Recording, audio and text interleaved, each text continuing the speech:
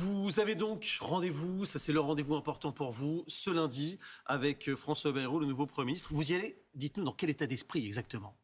Eh bien, on y va à ce rendez-vous chez M. Bayrou avec l'idée ferme que ce ne soit pas une prise de contact, mais un rendez-vous pour avancer. Parce que, Julien Arnaud, ça fait un an que nous sommes sur le terrain avec 4 premiers ministres différents. Vous voyez, ça nous donne un peu le sentiment de répéter sans cesse ce que sont nos demandes. Nous avions manifesté, c'était il y a un an, au mois de janvier, de manière très ferme, pour obtenir et négocier, obtenir des avancées. Depuis, ces avancées ne sont pas au rendez-vous. Alors, on ne peut pas dire que rien ne s'est passé, mais en tous les cas, ce que sont les principaux points à obtenir ne sont pas là, parce que depuis, nous avons eu une dissolution, nous avons eu une motion de censure. Et ce qu'on dira à M. Bayrou très clairement, c'est est-ce qu'il est capable de répondre aux mesures d'urgence parce qu'elles sont nécessaires, sur la trésorerie, sur l'indemnisation. Alors, les ministres ont déjà commencé à répondre. Ils disent, une fois que le budget sera voté, les premiers versements, les premières aides, ça sera pour les agriculteurs. Qu'est-ce que vous pouvez avoir de plus?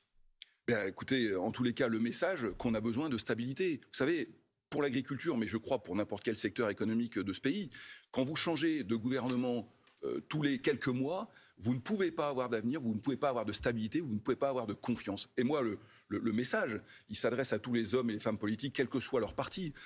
Pour le secteur économique de l'agriculture, nous avons besoin de stabilité, nous avons besoin que les promesses faites soient tenues, et nous avons besoin de comprendre quel est le cap. Aujourd'hui, même si la situation est ce que vous avez décrit et ce que j'observe, nous avons besoin de stabilité. Si le gouvernement de M. Bayrou était renversé dans quelques semaines ou quelques mois, retour à la case départ. Ben, écoutez, tout le monde observe quelle est la situation institutionnelle, quelle est la réalité parlementaire, et ça nous inquiète. Il y a des problèmes de trésorerie aujourd'hui déjà dans les exploitations à cause de ces événements politiques ou pas? Non mais attendez, Julien Arnaud, les problèmes de trésorerie dans l'exploitation, ça fait plus d'un an. Justement, c'est tout le temps. Est-ce qu'ils sont renforcés par ce statu quo politique qui ne satisfait personne? Mais la réponse est oui. Prenons un exemple concret.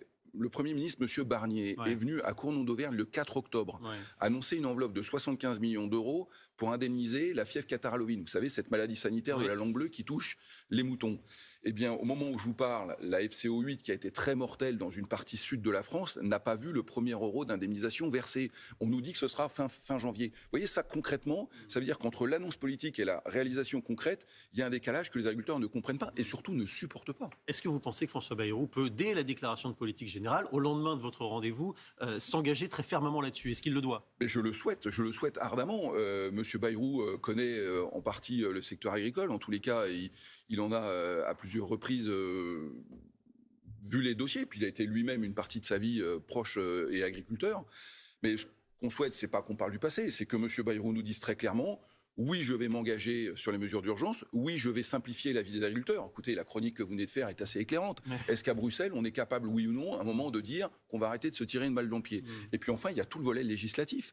Est-ce que les textes attendus, le budget, évidemment, mais les textes sur la simplification des sénateurs portent une proposition de loi sur la simplification que nous attendons? Est-ce que sur la loi d'orientation agricole, dont on parle depuis 3 ans, on va finalement l'avoir, cette loi? Voilà les questions que nous allons poser à M. Bayrou. Vous nous avez rappelé que le mouvement, il avait commencé il y a un an. Est-ce que vous envisagez de reprendre les actions d'ores et déjà maintenant pour remettre un peu la pression sur le gouvernement ou pas? Nous allons d'abord attendre le rendez-vous avec M. Barnier. Il est dans quelques jours.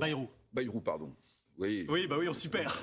Pardonnez-moi, le Premier ministre, M. Bayrou, nous allons prendre ce rendez-vous et au regard de ce que sera les conclusions de ce rendez-vous, nous prendrons ou pas la décision de voir quels sont les mouvements. Mais vous savez aussi que nous sommes... Vous attendez de voir ce qu'il va vous dire. Non, mais encore une fois, nos revendications sont très claires. Les promesses qui nous ont été faites sont reprises. Est-ce que M. Bayrou va, oui ou non, faire sienne ces mesures? Et surtout, dans quel délai? Parce que ce qui nous intéresse, c'est quand, vous voyez, quand vous attendez des mesures de compétitivité, que ce soit par exemple pour l'élevage bovin, avec une mesure fiscale qui a été promise depuis plus d'1 an, quand vous attendez sur les retraites, quand vous attendez sur les travailleurs occasionnels, quand est-ce que les choses vont se mettre en place? Voilà la question, c'est quand est-ce que ça se met en place? C'est une façon de vous démarquer de la coordination rurale aussi, qui a repris la pression, elle, il y a plusieurs jours, qui a tenté de le faire en tout cas, et qui a voulu rouler même sur Paris. D'ailleurs, le gouvernement a empêché les agriculteurs de la coordination rurale de monter sur Paris. Vous pensez que les pouvoirs publics ont bien fait d'empêcher ça ou pas?